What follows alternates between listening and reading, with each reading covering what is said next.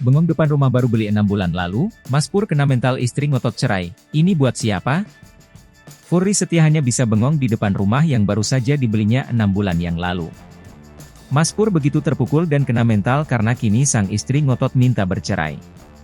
Begitu terpukul, Furry Setia, Mas Pur, tukang ojek pengkolan kini bingung rumah baru mau ditempati siapa.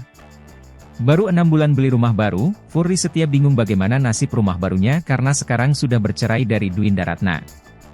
Furry Setia pun hanya bisa bengong melihat rumah barunya itu.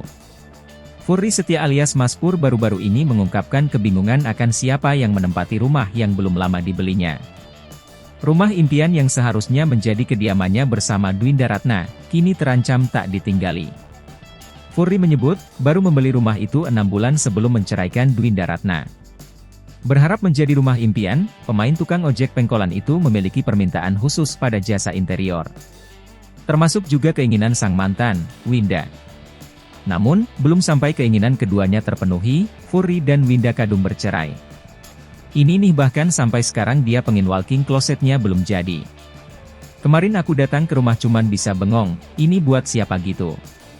Siapa yang ninggalin, selorohnya? Akibatnya, Furry kembali menanggung beban batin. Di momen yang sama, pria beranak satu ini mengaku takut gila sehingga membutuhkan pertolongan. Furry merasa ia justru terbelenggu ekspektasinya sendiri. Setelah menemui psikiater yang cocok, Furry lantas menceritakan kondisinya.